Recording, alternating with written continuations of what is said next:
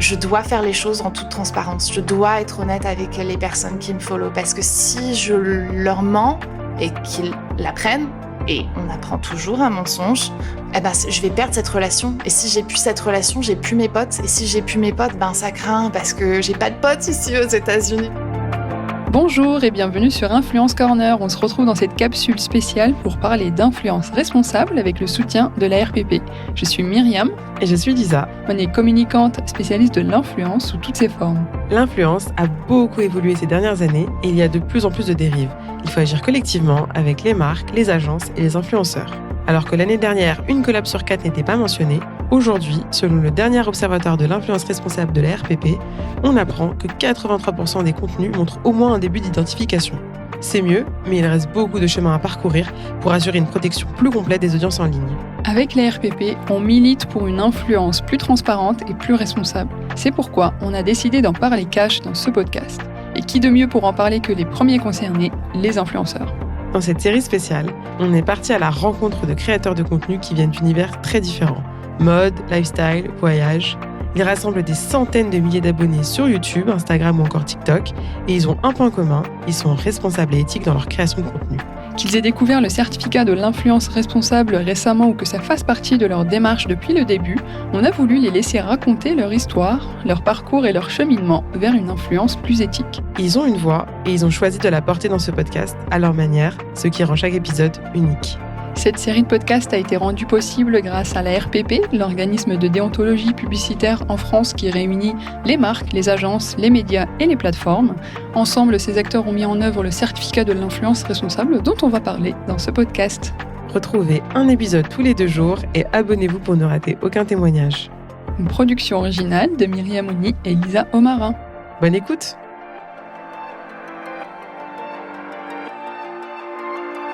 Je m'appelle Sandrea, j'ai 32 ans, je vis aux États-Unis depuis 2012.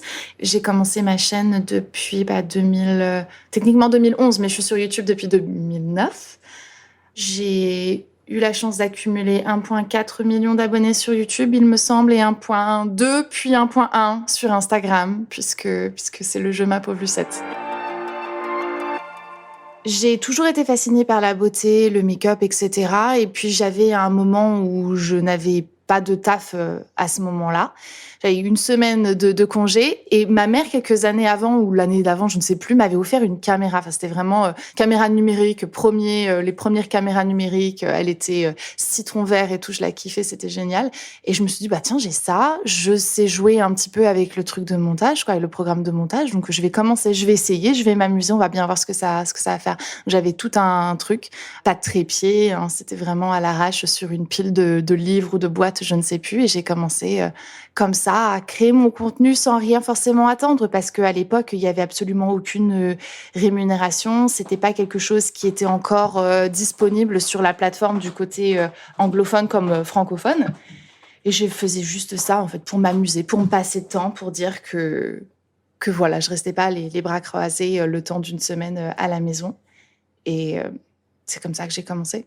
Et ma première vidéo, je crois que c'était un tutoriel d'un maquillage de la chanteuse des Pussycat Dolls ou un truc comme ça. C'est tellement vieux. Et elle est plus disponible, cette vidéo, depuis très très longtemps. D'ailleurs, aucune de mes vidéos anglophones ne sont disponibles à cette heure.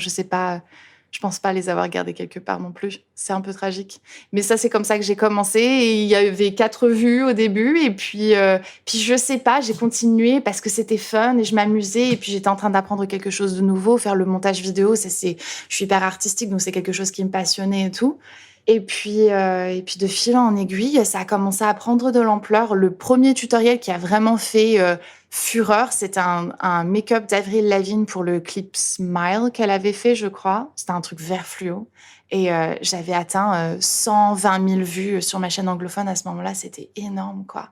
Et puis, ça m'a permise d'être connue, du coup, par le network qui s'appelait Style à la base, qui a été racheté. Puis, je sais pas, je pense qu'il a été plus ou moins dissolu à cette heure. Mais c'était l'un des premiers networks aux États-Unis qui contactait les influenceurs comme ça pour pouvoir commencer à collaborer avec eux et nous permettre d'être rémunérés grâce à à nos vues. C'était à la base avec les vues. Ça n'a pas duré très longtemps parce qu'ils se sont rendus compte que c'était absolument pas rentable. Quand tu faisais 1 million de vues pour eux, ça n'allait plus, c'était la folie. Mais c'était beaucoup plus avantageux que de bosser directement avec Google AdSense. Donc moi, j'ai commencé avec eux. Et c'était vraiment l'une des meilleures choses que j'ai pu faire pour ma carrière, c'était de commencer, de me mettre sous network. Je sais pas pourquoi, c'est quelque chose qui a toujours été important pour moi de me sentir assistée parce que je suis pas une businesswoman et que je suis juste créatrice de contenu. J'avais besoin d'avoir quelqu'un une team autour de moi qui là pour me rassurer, pour me donner cette impression d'être entourée et de pouvoir garder moi cette créativité sans limite, parce que quand tu gères toute la partie business, t'as plus le temps autant pour ton craft, pour ton art.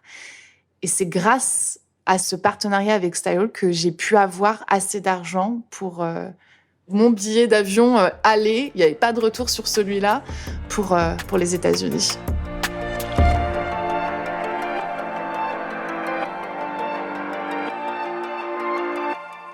On arrive en 2012, j'avais donc ma chaîne anglophone, ma chaîne francophone et j'étais sur le point de partir aux États-Unis parce que j'allais me marier avec mon ex-mari qui était américain, qui était dans l'armée américaine. À ce moment-là, j'ai fait plusieurs choix.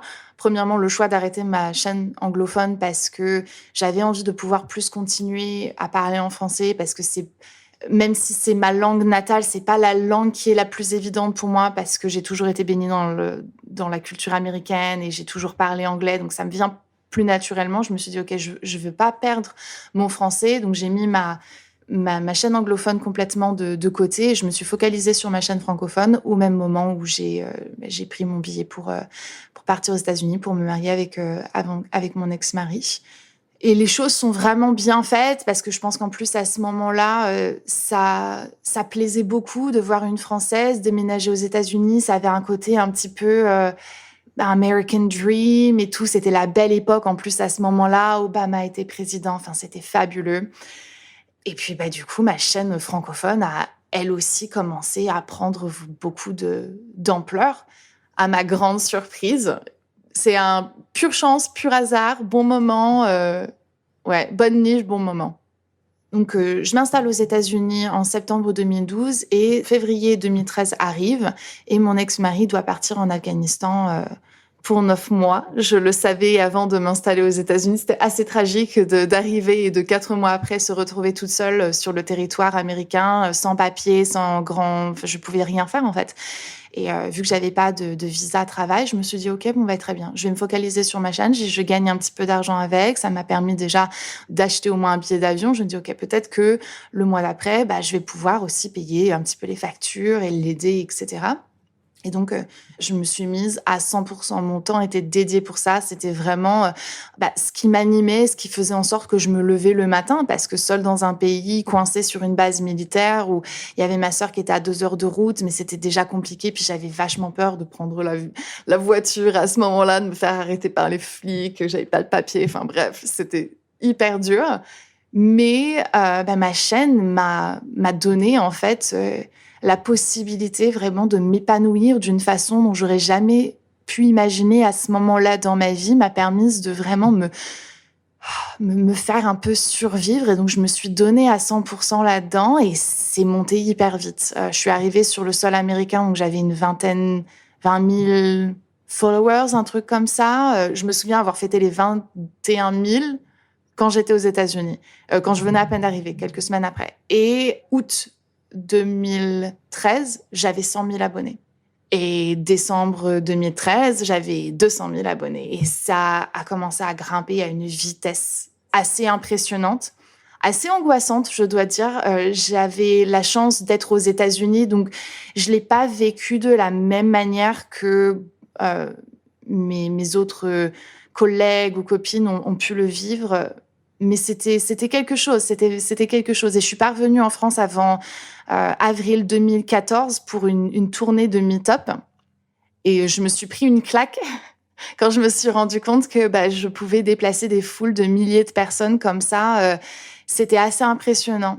et un peu kiffant aussi parce que j'avais été toujours la fille qui était mise de côté. J'étais pas celle qu'on choisissait pour être dans son équipe et j'étais pas la copine, la fille la plus populaire. Et là, d'avoir tout ça d'un coup, c'était ouf. C'était vraiment ouf. J'avais réussi à créer quelque chose qui était plus grand que moi et puis gérer ça, c'était pas forcément toujours évident parce qu'à l'époque, on n'avait pas autant de guidance, de guidelines. On savait pas, il y avait pas de précédent. On arrivait, on était un peu en train de créer le truc et on se dit, OK, qu'est-ce qui est raisonnable de partager? Comment est-ce qu'on doit le faire? Est-ce que, quand je reçois un produit, est-ce que je dois dire que j'ai reçu le produit? Est-ce que je veux le faire? Est-ce qu'on va me dire que, oh là là, mais c'est obligé, ton opinion, elle est positive parce que tu l'as reçu? On savait pas tout ça. Et puis, j'ai rapidement su que c'était quelque chose que je voulais faire d'une façon honnête parce que finalement, en fait, moi, c'était une relation que j'ai créée en premier avec ma communauté. Je faisais mes vidéos parce que et je communiquais avec ces personnes parce que c'était ça qui faisait que j'avais envie de me lever le matin. C'était vraiment mon cœur, mon âme. Et donc, je me suis dit, je peux pas traiter mon cœur et mon âme d'une façon de moins qu'ils ne le méritent. Et donc, je dois faire les choses en toute transparence. Je dois être honnête avec les personnes qui me follow parce que si je leur mens et qu'ils l'apprennent, et on apprend toujours un mensonge, eh ben, je vais perdre cette relation. Et si j'ai plus cette relation, j'ai plus mes potes. Et si j'ai plus mes potes, ben, ça craint parce que j'ai pas de potes ici aux États-Unis. J'étais vraiment enfermée dans mon petit cercle parce qu'au bout d'un moment, en fait, d'avoir créé cette communauté, aussi grande et aussi formidable, ça me donnait pas envie d'aller à l'extérieur et de chercher des amis et d'essayer de me créer des connexions avec des personnes ici. On partageait pas les mêmes centres d'intérêt, on n'avait pas la même culture, on n'avait pas, je sais pas, les mêmes idées et tout. Et donc, je me suis un peu enfermée dans cette sphère-là. Et c'était cool. C'était cool jusqu'à temps que ça devienne un petit peu too much pour moi et que je m'y perde.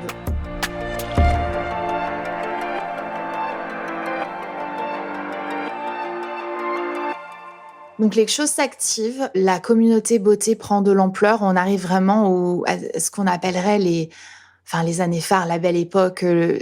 L'influence beauté, c'était le centre de YouTube, le cœur, l'âme et tout. Moi, j'arrive à ce moment-là, pile dans ces moments-là, j'ai 1 million d'abonnés, je travaille avec Sony Pictures, ils m'envoient à New York et en Afrique du Sud, je rencontre Blake Lively, je fais son interview, Sephora en même temps me demande de faire partie du launch de Anastasia Beverly Hills. C'est une des marques les plus populaire qui a été vraiment créée par l'influence sur Instagram. Et puis, tout s'enchaîne. Ça devient absolument oufissime.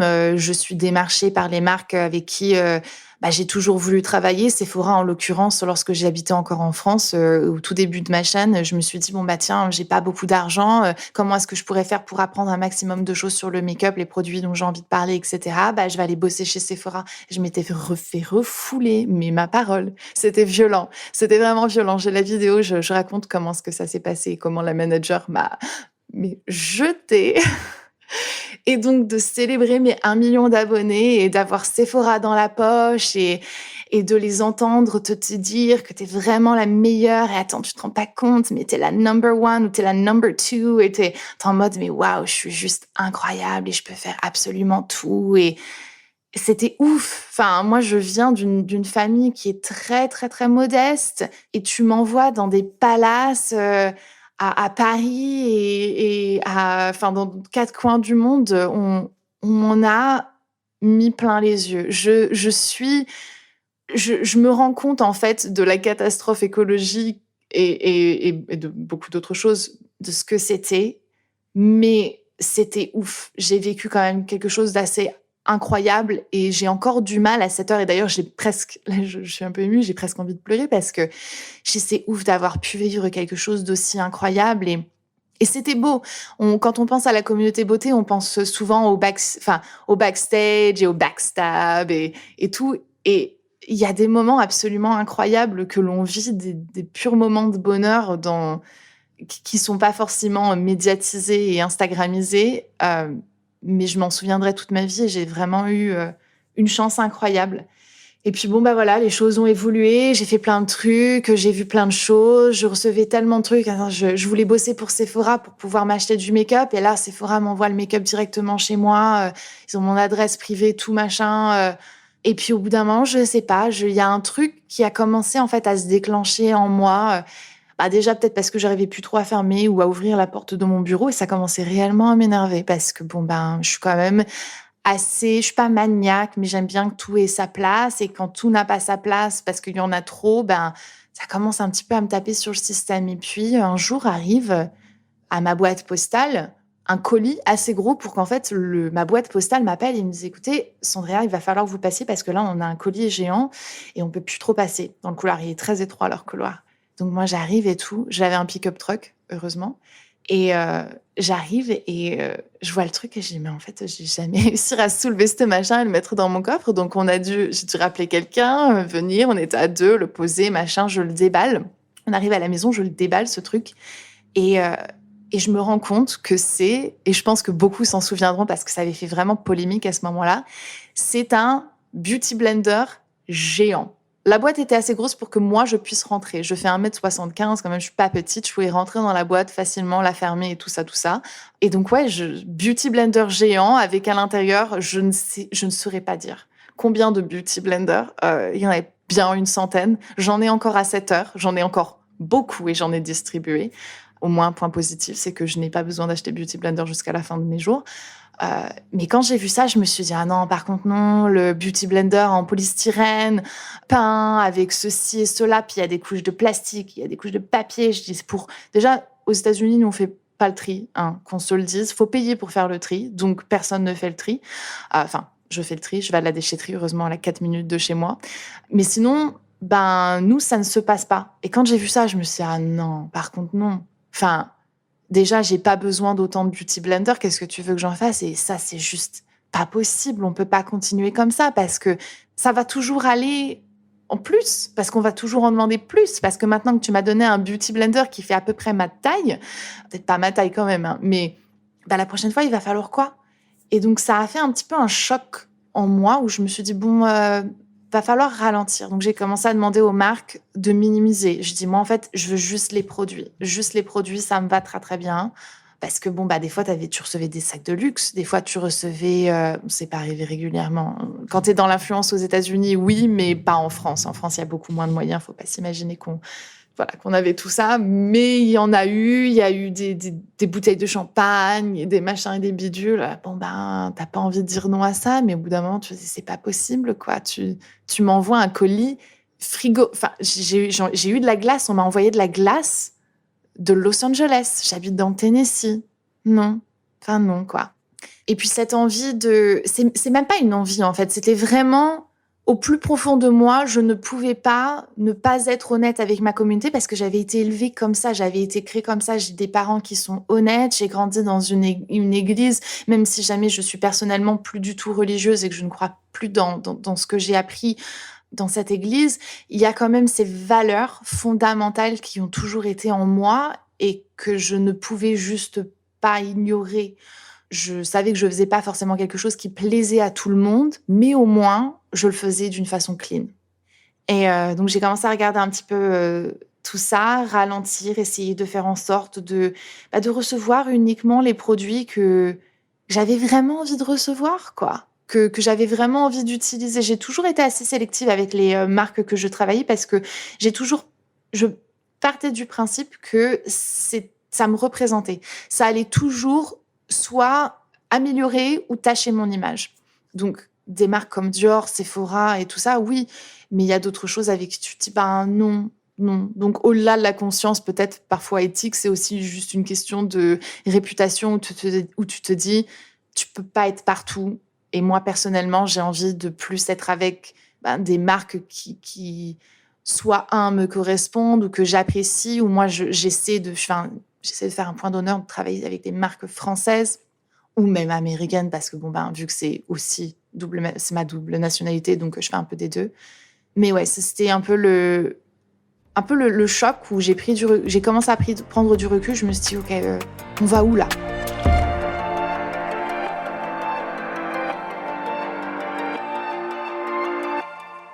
où je commence à prendre un peu conscience de l'impact que ça a. Et puis progressivement aussi de l'impact que je commence à avoir. J'ai toujours été hyper ouverte aux critiques, aux commentaires que l'on pouvait me faire. C'est pas, il y a des choses qui touchent évidemment, mais je sais pas. Est-ce qu'une fois de plus, est-ce que ça vient en fait de la façon que j'ai été élevée, où on m'a toujours appris d'écouter plus que ce que je ne parle. Et donc j'ai commencé à vraiment écouter ce que les autres étaient en train de me dire, regarder un petit peu autour de moi et tout. Les autres étant ma communauté en fait, la base, la base même de mon amour pour ce que je fais.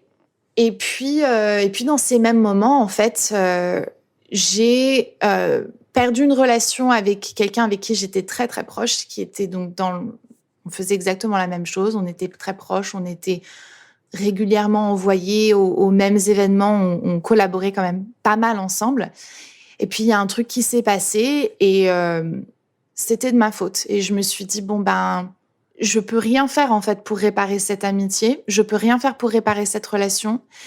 Et je comprends bien que cette fin de relation va impacter les collaborations que je vais pouvoir avoir, les voyages qui vont se présenter à moi.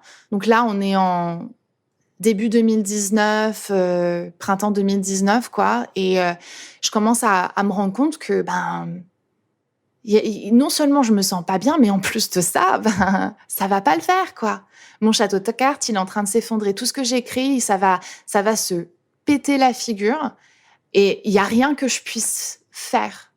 Il y a rien que je puisse faire. Ou alors, soit je me plonge complètement dans le truc, dans la spirale dans laquelle YouTube, enfin la communauté beauté veut m'aspirer et que je deviens en fait un peu cette créature youtubeuse. Enfin, je sais pas, il y a vraiment une entité en fait. Soit je deviens ça, soit je deviens Sandrea la youtubeuse beauté, ou soit je la démolis. Et j'ai eu vraiment un breakdown complet où je me suis retrouvée en larmes et je me suis dit je ne peux plus. Dans tous les points de ma vie, mais c'était professionnellement en premier où je me suis dit ça y est, c'est fini. Tout dépend de moi, la sécurité financière et tout ça, l'école de ma fille, les factures, tout a été sur mes épaules et je me suis dit qu'est-ce qui va nous arriver, quoi? On va tout perdre. Bon, on va tout perdre. Non, parce que j'étais sous network. Je travaille avec M6 depuis 2015. Et ce choix, en fait, de travailler avec eux, c'était parce que j'ai négocié un contrat qui me permet d'avoir une sécurité et qui me permet de gagner une somme fixe tous les mois. Comme ça, je peux me dire, OK, je peux payer ça, je peux payer mes charges, je peux payer l'école, je peux payer les impôts, les machins, les bidules et tout ça. Et ça va aller. Je n'étais pas, en fait, dépendante de la fluctuation des vues. Et ça m'a toujours permis, du coup, de faire les choses d'une façon un petit peu plus authentique et plus comme j'en avais envie. Après, j'étais influencée par cette envie d'être populaire. Je vais pas faire semblant, mais au moins, monétairement parlant, c'était pas quelque chose, je le faisais pas pour le fric. C'était vraiment juste pour la validation.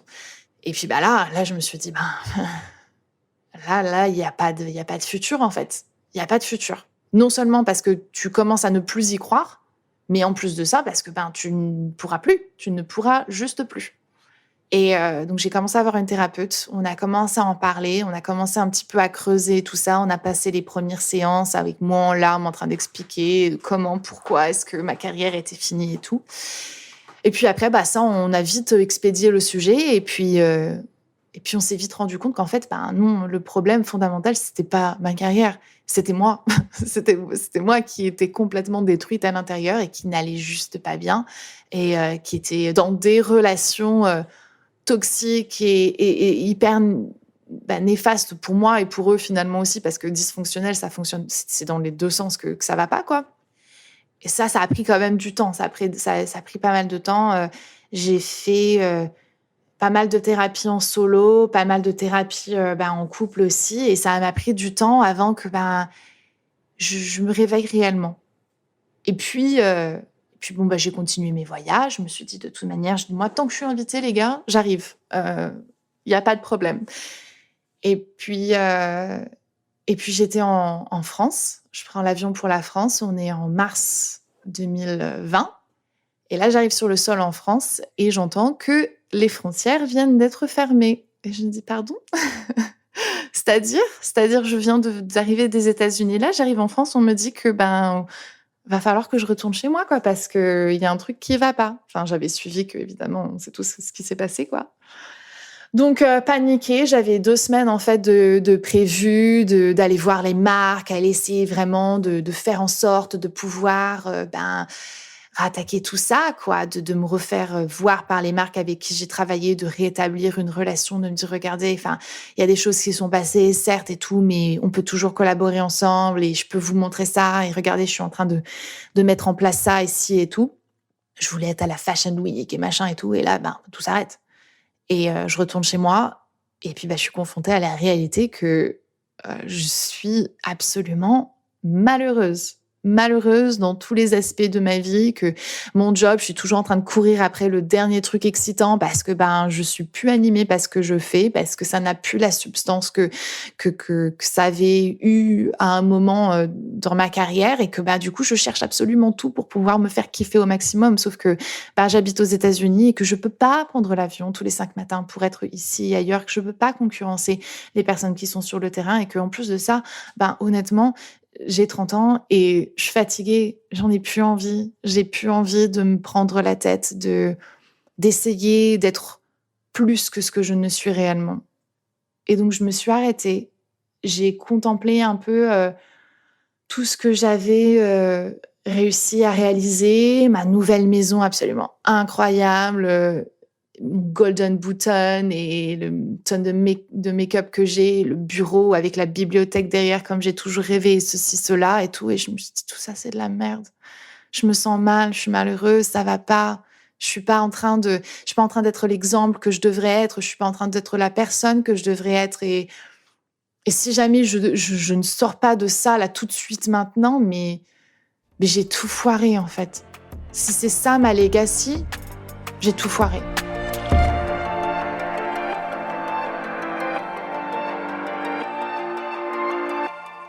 À ce moment-là dans ma vie, j'ai décidé d'arrêter de publier des vidéos. Je pouvais plus en fait, je pouvais juste pas. Donc j'ai fait un break de 2 mois, je pense, où je me suis dit ok, là il va falloir que tu te focalises sur toi, il va falloir que tu essayes de faire en sorte de te trouver parce que ça ne va pas. Et donc en commençant à fouiller un petit peu.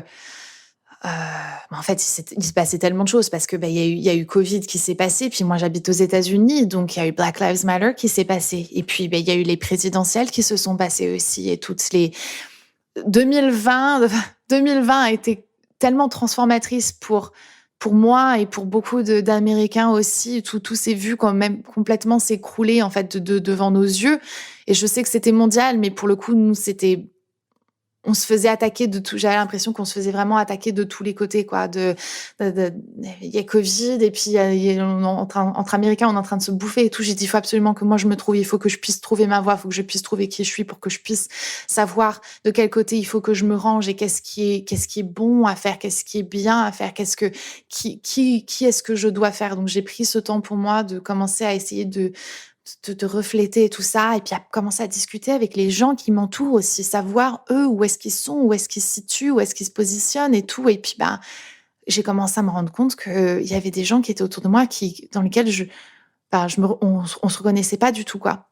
Et puis je me suis aussi rendu compte que mon mariage, il était en train de, c'était pas qu'il était en train de s'écrouler, c'est que il tenait par la grâce de Dieu. C'est parce que j'étais continuellement en voyage et qu'on n'avait pas assez de temps ensemble et que quand on l'avait, on passait pas de temps ensemble en fait, qu'on était encore ensemble. Et je dis ça tient parce que ça tient en fait, ça tient parce que on a notre fille en commun, mais moi clairement je suis pas heureuse. Je sais qu'il est pas heureux non plus parce que ça se voit. Donc arrêtons là. Ça a été assez dur, c'est assez traumatisant on va dire, mais en même temps je suis très reconnaissante parce que tout s'est passé en même temps. J'ai eu ma crise existentielle de tous les tous les côtés, ma conscience écologique, ma conscience cette envie d'atteindre une maturité émotionnelle pour pouvoir mieux vivre et mieux m'accepter et avoir des meilleures relations. Tout est arrivé exactement au même moment. Des mois se sont passés avant que je puisse vraiment savoir comment je voulais reprendre ma chaîne et comment est-ce que je voulais la transformer pour qu'elle puisse me représenter et qu'elle puisse être responsable au maximum. J'avais travaillé dans une branche pendant 10 ans qui finalement, en fait, poussait des valeurs dans lesquelles je ne crois pas forcément ou je ne crois plus. C'était plus des choses qui étaient un peu en mode pansement, tu sais, et c'est un peu comme ça que je regarde maintenant le make-up. Tu mets ça parce que c'est fun, c'est vraiment fun, mais pour moi, c'était vraiment un pansement. C'était pour essayer de m'apaiser, pour avoir la validation, de dire ouais, la meuf, elle sait trop bien faire un smokey eye, quoi, et tout. Et puis, je me sens fraîche avec mon smokey eye, c'est génial. Là, j'avais besoin de construire quelque chose, de partager quelque chose qui allait changer les gens. Finalement, c'est ce que je voulais faire avec le make-up. Mais là, je me suis dit, OK, je veux pas changer ton apparence. Je veux pouvoir essayer de créer quelque chose en toi qui te fasse changer intérieurement. Et c'est difficile à faire ça parce que, j'ai aucune qualification pour faire ça. Je ne suis personne. Donc, j'ai mis du temps un petit peu à fouiller, à savoir, à tâter, à expérimenter. J'ai créé un podcast que j'adore. Plus sérieusement, j'ai des conversations avec des gens qui sont passionnantes et tout. Et puis j'ai commencé un peu plus à vloguer et puis j'ai commencé un peu plus à trouver ma voix. Et puis je me suis dit, mais en fait, meuf, les gens t'ont toujours kiffé parce que t'étais toi. Finalement, on suit quelqu'un parce que la personne, elle est comme elle est normalement. Et donc, sois toi. Sois toi. Vis les choses de façon naturelle, vis les choses de façon authentique, vis les choses de façon transparente et vraie. Et les gens vont te retrouver. Et les gens vont se retrouver aussi.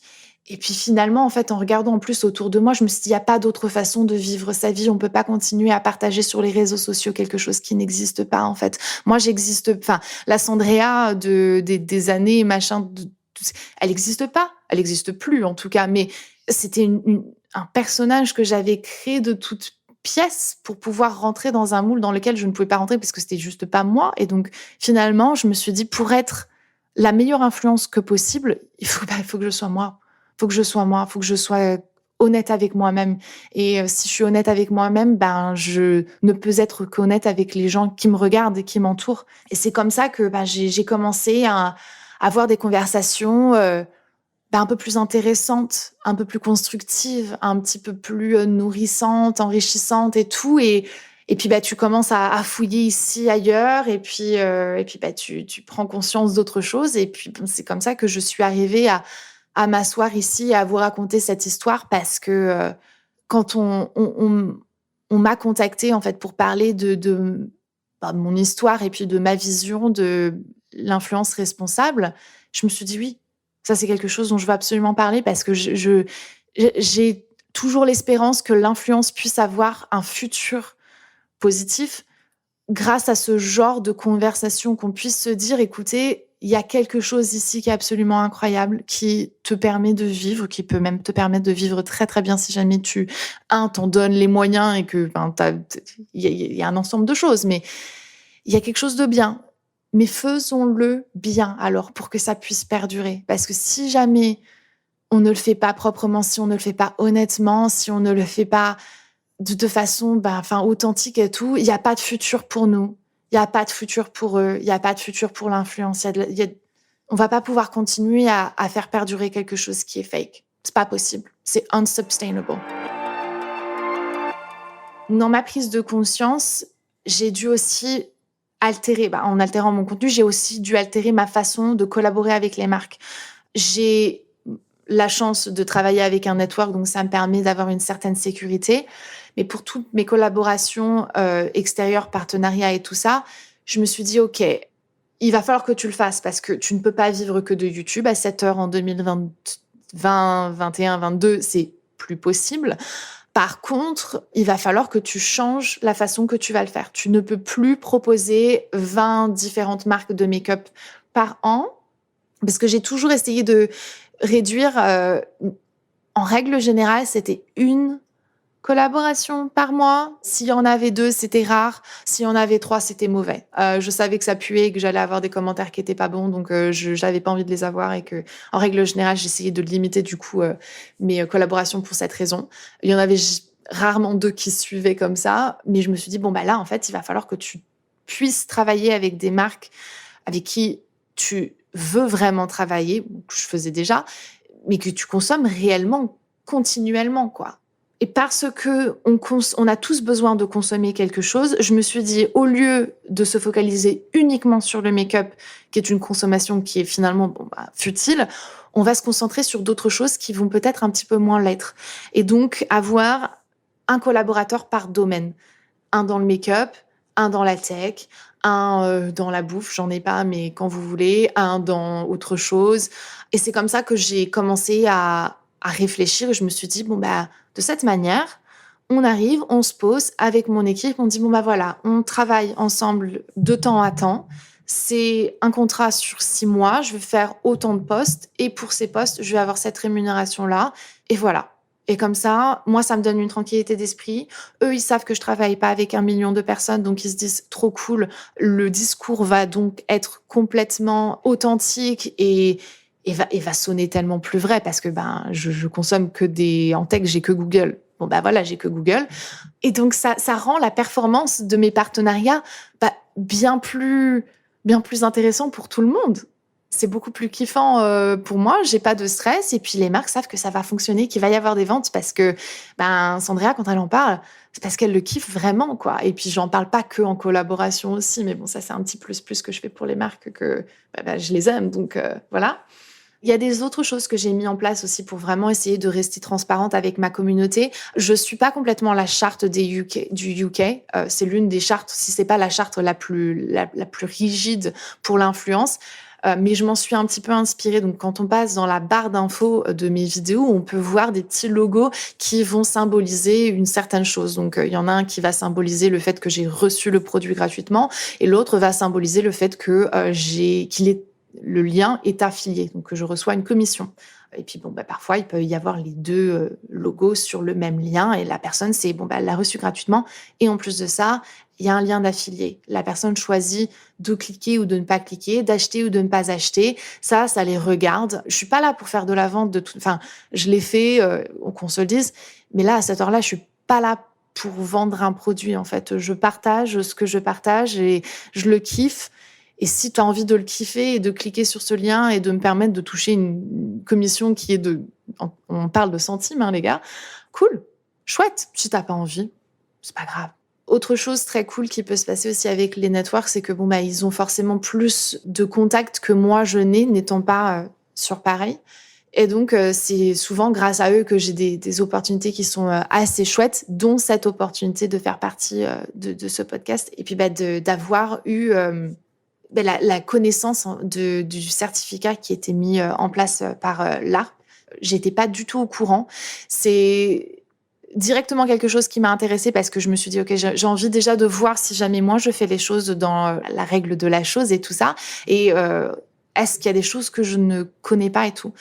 Et j'ai été bien surprise parce que j'ai toujours pensé faire les choses vraiment de façon hyper clean et tout.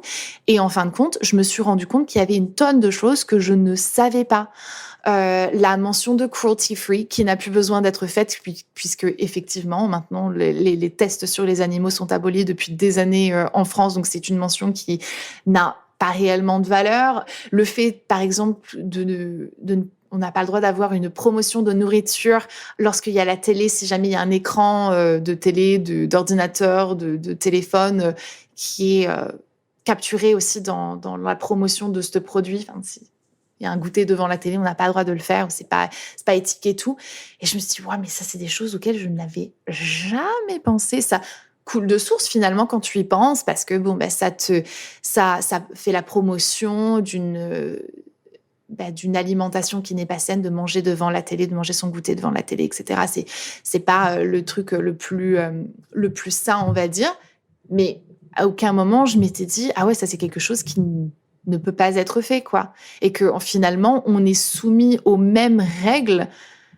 Et ça, je me demande sincèrement si tous les influenceurs se rendent compte qu'ils sont soumis aux mêmes règles que la publicité qui est faite à la télé. Finalement, c'est juste parce que la plateforme est différente, ça ne veut pas dire que la loi est différente. Alors, oui, elle l'était et on a dû faire un petit peu un petit jeu de catch-up où se dit oh là là là, attends, on n'avait pas prévu qu'il y ait des gamins qui se foutent sur YouTube à se filmer et que ça devienne un business. Mais maintenant, on le sait. Maintenant, on le sait. Et il y a ce certificat qui est là et qui nous permet ça m'a pris 1h30, 2 heures, c'était pas compliqué, de s'informer sur des choses qui sont primordiales à savoir pour travailler de façon éthique, de façon légale, de façon responsable. Et puis, voilà, pas se mettre des bâtons dans les roues soi-même, finalement, en fait. Ça part de quelque chose d'assez logique.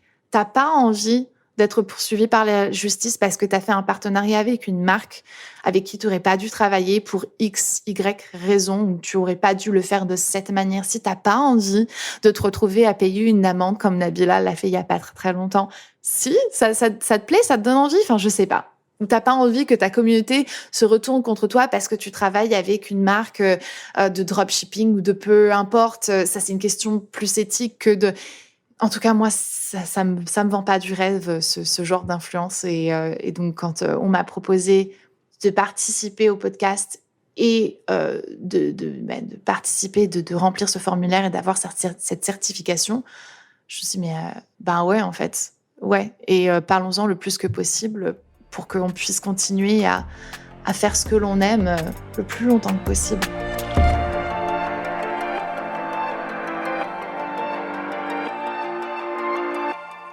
À ce jour, même si parfois je suis un petit peu pessimiste et que je trouve qu'il n'y a pas réellement de futur dans l'influence telle que je la connaissais avant, en fait. Peut-être c'est plus ça. Moi, je vois ma carrière, quand je me projette dans l'avenir, je ne m'imagine pas autrement qu'être authentique et qu'être transparente et qu'être vulnérable avec les personnes qui me suivent. Parce que finalement, je pense que c'est la plus belle chose que je peux apporter sur la plateforme. C'est juste d'être moi et d'essayer de partager les choses de façon authentique. Et j'ai dû prendre conscience qu'il fallait que je change énormément de choses dans ma vie. Donc, cette année, j'ai décidé, ça prend beaucoup plus de temps que je ne l'aimerais, mais j'ai décidé de me débarrasser de cette maison que j'avais achetée vraiment pour en foutre plein les yeux à tout le monde parce que je pouvais, donc pourquoi pas. Maison de mes rêves, j'ai vécu dedans pendant 2 ans et demi maintenant et puis là, à ce jour, mon rêve a changé parce que ma conscience a changé et que les deux ne peuvent pas être séparés. Tu peux pas être conscient de quelque chose et ne pas mettre les choses en place pour faire en sorte de faire partie du changement que tu penses qui a besoin d'être mis en place et tout. Donc moi, j'ai pris la décision de ne plus recevoir, pratiquement plus recevoir la moindre chose, moindre colis presse ni quoi que ce soit. J'en 1, 2 par mois, ou alors ça se réduit vraiment uniquement aux collaborations. Il y a quelques marques c'est des marques que j'adore et que j'utilise tout le temps, c'est la base de ma trousse de make-up, donc je vais continuer à recevoir leurs produits, quoi, mais c'est genre une marque, 2 marques. Mais pour tout le reste, je me suis dit que là, c'était fini, en fait. Minimaliste le plus que possible. Il me faut un petit peu de place quand même parce que je bosse à la maison, mais rétrécir la taille de la maison, rétrécir la taille de mon empreinte carbone, rétrécir la taille de tout pour pouvoir essayer de vivre d'une façon un petit peu plus sustainable. Parce que les ressources, elles sont pas illimitées et donc je peux pas continuer à faire style qu'elles sont illimitées et je veux pouvoir montrer aux gens que même s'il y en a qui vont faire des petites réflexions ici et ailleurs quand j'ai décidé de changer mon contenu et de complètement foutre tout à la poubelle et de recommencer à zéro. Et ouais, mais tu craches dans la soupe, Sandria, tu devrais avoir honte quand même, t'en as bien profité et tout ça. Absolument, absolument. J'ai eu une chance absolument incroyable. Je suis complètement d'accord avec toi. Le problème, c'est que là, à ce jour, je ne suis plus du tout en accord avec ce que j'ai fait et donc je ne peux pas continuer à le faire parce que je ne pourrais pas après me regarder dans le miroir. Donc, j'ai pu le faire pendant un moment parce que j'avais pas cette conscience, cette prise de conscience. Mais là, maintenant que je l'ai, je ne peux pas faire marche arrière. Et je pense que tu devrais être content que je n'ai pas envie de faire marche arrière quand je me rends compte que j'ai eu tort. Donc bon, ça, c'est des critiques que je prends pas à cœur parce que tu dis, tu l'as pas réfléchi celle-là. Et puis je me dis que voilà, j'espère peut-être inspirer les gens et de se dire, ok, La meuf, elle est partie quand même de loin, qu'elle est tombée loin dans la spirale de si jamais tu retombes voir mes vidéos de 2018-2019 et dire c'est qui cette meuf, ok, que s'est-il passé? Que s'est-il passé? Et c'est ce que j'espère, en fait, de ne pas avoir honte de mon passé, de ne pas avoir honte des choix que j'ai faits, de juste se dire, ok, voilà, j'ai fait ça, j'ai fait cette bêtise, je suis pas forcément fière d'avoir fait, je sais pas, d'avoir fait ce contenu ou d'avoir fait cette vidéo, d'avoir voyagé aux Maldives parce que j'étais pas consciente de ce que ça veut dire. Mais maintenant, je le sais et je vais pas le répéter. Et je vais pas refaire cette erreur et je vais te montrer que je peux être quelqu'un de mieux et ça sera peut-être pas, et attention, juste parce que je vais te montrer que je peux être quelqu'un de mieux, ça veut pas dire que je suis en train de rechercher est-ce que tu valides qui je suis en train de devenir. C'est pas du tout la même chose. Je veux juste être la meilleure version de moi, le publier sur le web et voir ce que ça fait. Parce que je pars du principe que quand tu sèmes quelque chose de bien, tu vas souvent récolter quelque chose de bien. Et donc, je croise les doigts. Je fais mes petits vlogs camouflés, mes vidéos semi-psychologie de comptoir camouflées sous, je sais pas, sous un emballage de vlog. Mais je croise les doigts qu'il y ait quelque chose qui résonne en toi et qui te donne envie de, toi aussi, de te découvrir et de devenir la meilleure personne que tu peux être. Merci d'avoir écouté ce podcast. S'il vous a plu, abonnez-vous pour découvrir chaque jour un nouveau témoignage et surtout, partagez-le autour de vous. Merci aux équipes techniques Laurent et Geoffrey d'Into the Wave au montage et à Amel Alnia à la coproduction et surtout pour ses conseils précieux. Et pour finir, un grand merci à tous les créateurs de contenu qui ont participé à cette capsule, qui ont accepté de prendre la parole sur le sujet de l'influence responsable. Et bien sûr à leurs agences, Grosse, Point d'Or et Sorette Production. À bientôt!